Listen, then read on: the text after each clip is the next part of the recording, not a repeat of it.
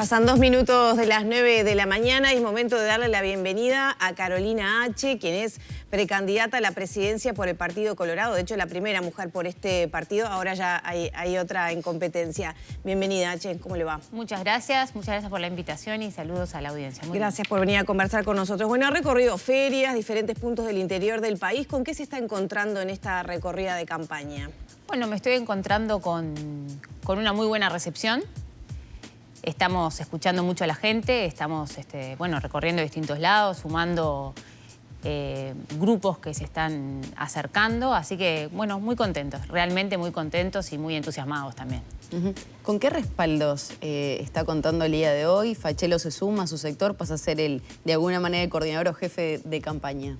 Bueno, esa es una muy buena noticia. Nosotros queremos un Partido Colorado que abra sus puertas, que abra sus ventanas, que cambie esa tendencia a la baja por una tendencia a la alta. Si ponemos una gráfica que sea una cosa No, así. porque Fachelo se había ido del Partido de la Gente y retorna ahora. Retorna ahora al Partido Colorado, donde en realidad estuvo toda su vida, ¿no? Desde su juventud.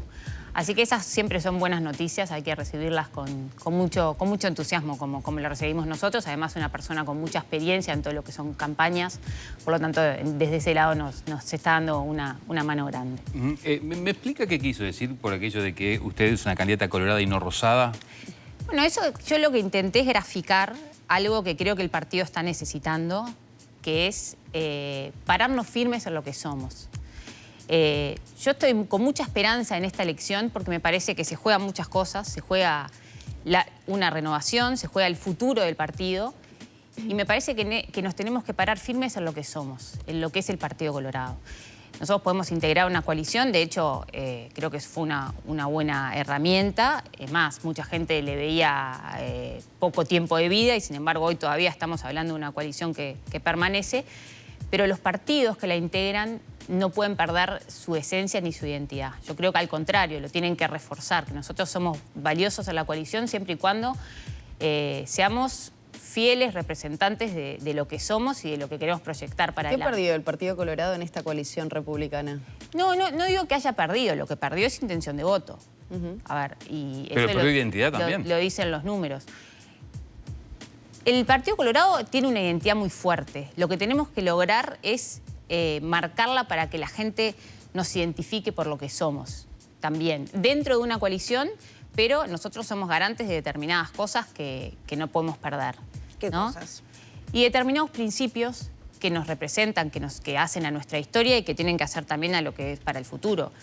El principio de la libertad, la república, la justicia social, principios que hacen a nuestra historia y que con esos cimientos tenemos que construir el futuro. Pero entonces usted me está diciendo que un expresidente de la República como Sanguinetti, siendo secretario general del Partido Colorado, ¿no defendió esos principios? No, para nada. Eso yo tengo un profundo respeto por el presidente Sanguinetti, que es más, hizo una quijotada, ¿no? Que le tocó a su edad tener que ser secretario general y creo que para nosotros, además, para todos los colorados y para el país, ¿no? Es un lujo tener una persona como él todavía activo en política, que creo que va a seguir activo toda su vida.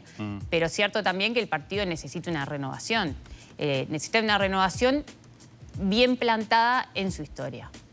Plantado en su historia una proyección hacia un futuro que yo veo un futuro promisorio. Yo realmente veo con mucha esperanza lo que viene, pero sí me parece que es necesario que nosotros conservemos bien identificado lo que somos. Ahí está, pensando en lo que viene, ¿cuál es su objetivo? Bueno, a nivel partidario un poco lo mencionaba, pero también a nivel personal, poniendo un poco en relación varios sucesos, ¿no? Usted era una jerarca como vicecanciller de perfil no muy alto, mediano, medido, que, digamos, de alguna manera se hizo más conocida por todos los sucesos de la interpelación y el suceso del pasaporte de Marcet. Después demoró en anunciar su salida y después demoró en anunciar su precandidatura. ¿Cuál es la expectativa a nivel personal de ahora su carrera para la precandidatura? En estas cuestiones de política, yo creo que lo personal se pone al servicio de, ¿no?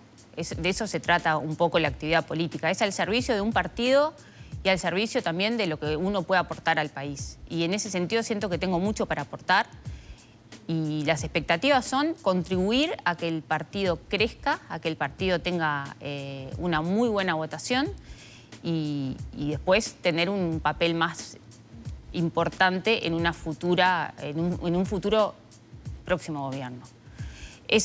Y mi papel, bueno, es un papel que obviamente es distinto al de los demás, ¿no?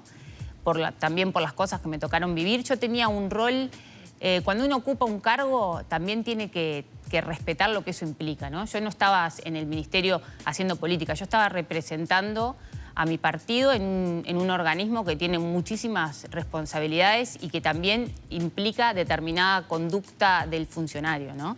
Una conducta que quizás es en un ministerio que tiene que ser un poco más sobria, por lo que implica también la representación de todos, no solamente de los colorados o del gobierno, sino de todos los uruguayos. Y en ese sentido me parece que hicimos un muy buen trabajo en todo el periplo que me tocó vivir, que fue desde la pandemia, desde acompañar a Ernesto Talvi en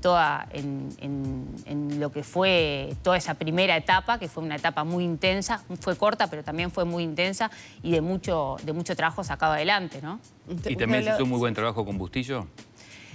Y son perfiles diferentes. Yo creo que se puede hacer... hay un debe en el Uruguay en el tema de la inserción internacional que no depende solamente del Uruguay, ojo, porque en esas cosas, en un país tan chico como nosotros, estamos muy condicionados también con el resto de los países y con todo lo que significa el elenco internacional, que no solamente depende de lo que el Uruguay quiera. Yo creo que el Uruguay hizo muy bien en plantarse en lo que quiere, en lo que necesita, en hacerlo, en clarificarlo en todos los ámbitos que nosotros nos toca participar. Y ese fue un muy buen comienzo porque el Uruguay fue de frente a decir nosotros necesitamos esto y por esto vamos a pelear. Yo creo que fue un énfasis muy bien puesto. Ahora, muchas veces los resultados no dependen solo de las ganas que se tengan o de lo que se quiera, sino también de cosas que no lo implican, ¿no?, al propio país. Y en ese sentido hay que hacer algunos cambios. Y bueno, y hay que transitarlos. Y en esto también aclarar que hay en ciertas cosas que el Uruguay tiene coincidencias en todo el espectro político. Y el tema de la inserción internacional y de la necesidad del Uruguay de insertarse al mundo para que eso replique en en mejores empleos, en mejor situación para las personas, que de eso se trata también, es algo que compartimos todos. Es una línea que han compartido todos los gobiernos de los distintos colores que les tocó. Entonces, eso es una de las buenas cosas. El Uruguay tiene que enfocarse en dónde tenemos las coincidencias, porque siempre cuando se parte de ahí, las soluciones son mejores de sacar, ¿no? Pero hay que hacer ese ejercicio de decir en qué coincidimos todos y a partir de ahí, si se puede trabajar entre todos, yo creo que siempre es mejor. ¿Por qué entendió que este era el momento para presentarse a una precandidatura en la interna colorada? Porque este es un momento donde, en primer lugar, no hay liderazgos claros en el partido, por distintas circunstancias que al partido le han tocado vivir. Y además me parece que es un momento donde nos tiene que tener a los distintos perfiles tirando del carro para justamente que ese camino que se abre para adelante sea de fortalecimiento y sea de agrandar el partido. Pero no son demasiados perfiles, son 8. Para un partido relativamente chico, teniendo en cuenta los últimos datos electorales. Y eso es parte de que no hay liderazgos claros en este momento. Y por eso es importante y es muy interesante esta elección, porque de acá al futuro van a surgir los énfasis que el partido va a tener para adelante. Muchas veces escuchamos que dicen son más candidatos que votantes y ese tipo de chanzas, ¿no? Pero no es la realidad de hoy, es la realidad que nos está tocando vivir. Ahora, usted hablaba de liderazgo y asomaba la elección anterior a Ernesto Talvi como una figura que reunía, donde muchos sectores se habían encolumnado detrás de él. De hecho, usted trabajó mucho a la par, pasó a ser su vicecanciller. Esa cuestión vinculada al liderazgo, ¿no se cae un poco cuando figuras tan preponderantes, porque también captó muchos votos Ernesto Talvi, tal vez de aquellos desencantados del Partido Colorado, termina abandonando el barco a meses nada más de asumir como canciller? Y ahí le quiero preguntar si también algún diálogo con él llevó a determinar su decisión como precandidata. En esta cuestión hablando de los liderazgos, ¿no? Yo he tenido muchos diálogos con Ernesto Talvi, tengo muy buen diálogo y una muy buena relación. Para mí fue un gusto acompañarlo. Obviamente que uno tiene que reconocer que no fue algo esperable o deseable que que después de Claro, tan porque poco el tiempo... votante colorado capaz que dice, bueno, pues yo aposté todas las fichas a Talvi y que me prometió tantas cosas, que iba a hacer determinada cantidad de liceos, que iba a cambiar la imagen de la política uruguaya y a los meses de asumir se va. Y ¿Cómo creo en alguien tan cercano a él? Por ahí venía un poco la pregunta. Yo estoy en política desde que nací. A ver, exageradamente lo digo, ¿no? Pero estoy participando de alguna manera en política desde chica, empezando porque el primero fue de la mano de mi familia y después desde las elecciones de 2007, de 2007 que fueron las primeras de jóvenes, de manera activa. Fui miembro del CEN, fui secretaria del Congreso Ideológico y bueno, soy miembro del CEN desde hace 10 años, del Comité Ejecutivo Nacional, y tengo una agrupación desde 10 años. La política ha sido siempre parte de mi vida y en ese sentido yo creo que esa vocación no se termina nunca. De alguna manera uno va a estar involucrado porque siente que es una tarea noble para contribuir y para prestar lo que uno tiene al país, ¿no? Y lo de Ernesto Talvi sin duda fue... Entiendo que mucha gente se ha sentido desilusionada. Yo también creo que son cosas que él, si algún día le parece, tendrá que contestar él, porque muchas veces las cuestiones personales juegan y en eso hay que ser respetuoso también por las personas.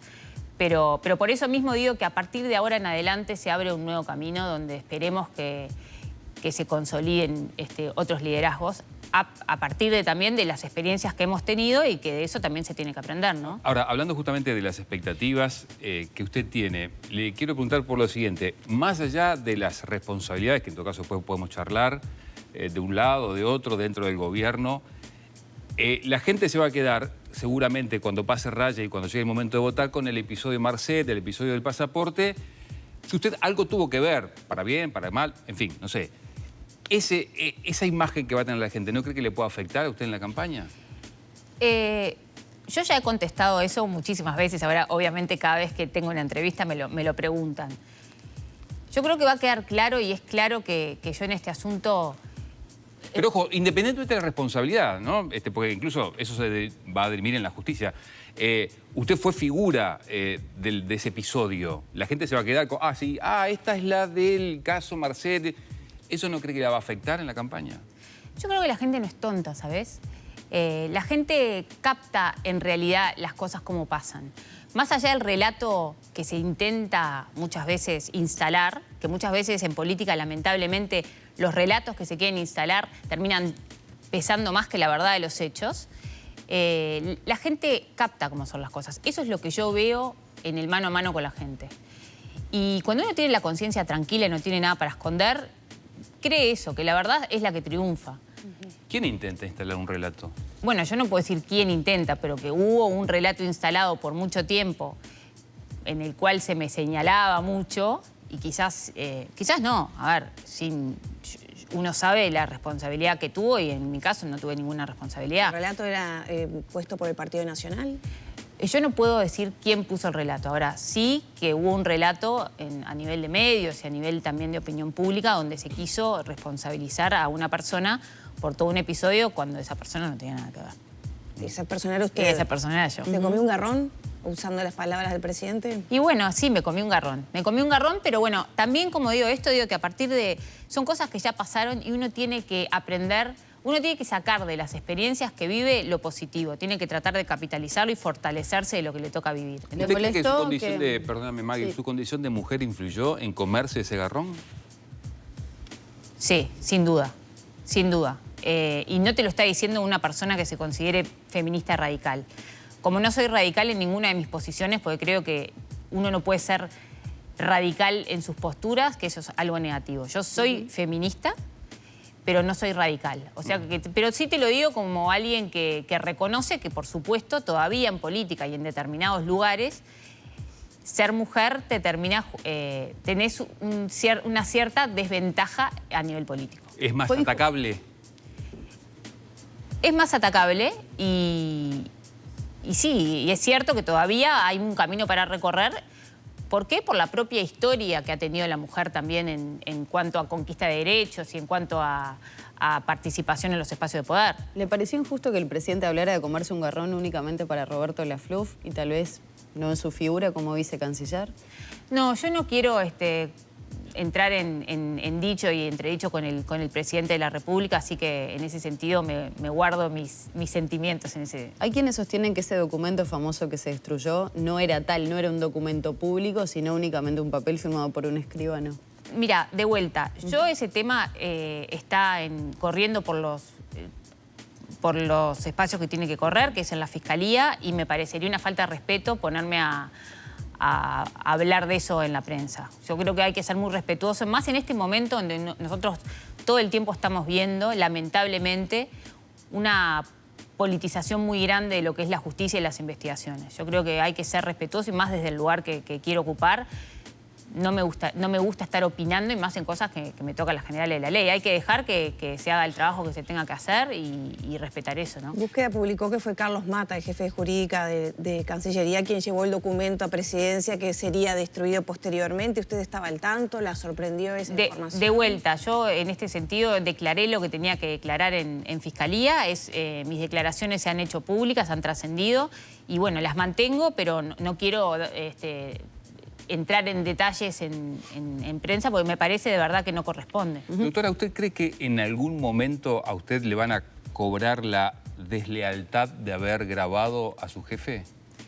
A ver, yo no hablaría de deslealtad. No, por eso puse, entre comillas, deslealtad. Yo no puedo controlar lo que te quieran o no te quieran cobrar.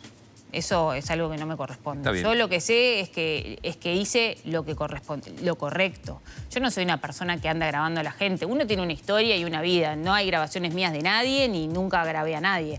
Ahora, yo creo que se cambió el foco a eso, al haber tenido que tomar esa decisión, justamente por un tema de defenderme. No sé ustedes si no se hubiesen defendido en mi posición, que era una posición muy complicada en ese momento, ¿no? Usted sintió la necesidad de grabar porque sintió que le estaban tirando todo el fardo a usted. Sí, sentí que que estaba atizada para consumo, como dicen en el campo. Y tuve que tomar esa decisión. Ahora, después, lo que te cobren o no te cobren, obviamente que uno sabe que arriesga, ¿no? Pero yo tenía un nombre que cuidar, el nombre de mi familia, era una causa que estaba también abierta en la Fiscalía. Por lo tanto, uno tiene que... Yo tengo el derecho y el deber también de defenderme. Yo creo que además se cambia el foco al hecho de haber tenido que grabar y no a lo que queda en evidencia con esa grabación. De eso veo que se habla mucho menos. ¿Qué queda en evidencia con esa grabación? Y bueno, queda en evidencia lo que todos escuchamos, ¿no? Pero bueno, de vuelta, es un tema que para mí está donde tiene que estar y ya he hablado muchísimo. Claro. Pero de todas maneras hay gente que dice, si esta señora sabía que se estaba cometiendo una ilegalidad o una presunta ilegalidad, porque no se puede tipificar ni calificar antes, ¿por qué no lo denunció hasta en policía o fiscalía, que además tiene la obligación por funcionaria pública? No, bueno, pero es lo que terminó siendo. Claro, pero después. La que lo dice soy yo. Y bueno, pues ya estaba... Yo no manejo los tiempos de fiscalía. Yo hubiese querido que me llamaran antes. Pero bueno, las cosas pasan cuando pasan. Hablaba de la politización de la justicia o la judicialización de la política también, como se ha mencionado. Y ayer el precandidato Colorado, que lidera la interna justamente de su partido, Andrés Ojeda, daba cuenta que era un error pedir el reexamen de la causa ante la Arena. Y de hecho, el propio fiscal Alejandro Machado decía que evidencia que el cuestionamiento es más político que jurídico. A ver, son herramientas... ¿Usted comparte que hay que reexaminar de nuevo esta causa? Yo ni lo comparto ni lo dejo de compartir. Es una opción que se puede tomar y en ese sentido, si se quieren agotar todas las vías, es una posibilidad. Sí es cierto que todo lo que es fiscalía ha estado muy politizado y ha estado como bajo la lupa política en todo este tiempo. Y uno también dice, es cierto que se han hecho muchos cuestionamientos y yo he visto muy pocas propuestas en ese sentido, ¿no? Lo he visto a Subía, al doctor Subía, hacer propuestas desde el día 1 para cambiar situaciones que le parecía que no eran correctas. Pero más el mismo sistema le dio la espalda porque nunca se definió un fiscal de corte, por ejemplo. Exactamente, por eso digo que hay que ver las críticas por un lado y después, bueno, qué se hizo para justamente para solucionar esos problemas, porque hay leyes que se critican, pero hay mayorías que no las cambian o que no llegan a una solución para hacer los cambios que se supone que tienen que hacerse. Si uno critica, después, bueno, ¿qué solución le damos, ¿no? Yo en ese sentido lo he visto muy activo proponiendo al doctor Zubia. Lamentablemente no. Ya tenemos que cerrar, pero quería cerrar preguntándole qué valora usted como 3, 4 logros de este periodo de gobierno, que ya estamos llegando al final, y también los debes. Yo creo que el gran logro de este gobierno fue el manejo de la pandemia, que no sé si hemos dimensionado lo que significa, ¿no? Fuimos por dos cosas. Primero, por apostar a la libertad responsable, que eso fue un acto de valentía, porque en ese momento no se sabía en qué podía terminar, ¿no? Cuando el resto de nuestros vecinos estaban cerrándose enteramente. Y el otro fue apostar a la ciencia para que lidere el proceso.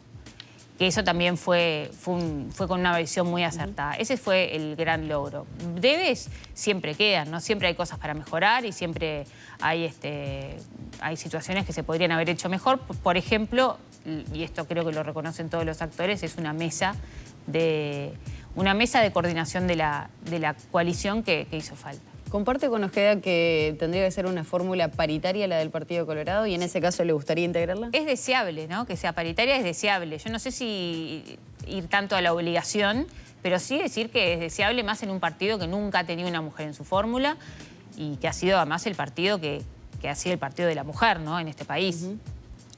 H, gracias por estos minutos. Nos fuimos a las propuestas, pero bueno, me tienen que invitar de vuelta y hablar de propuestas. Tenemos mucho tiempo por delante para ir conversando sobre las propuestas. Gracias. Muchas gracias. Gracias.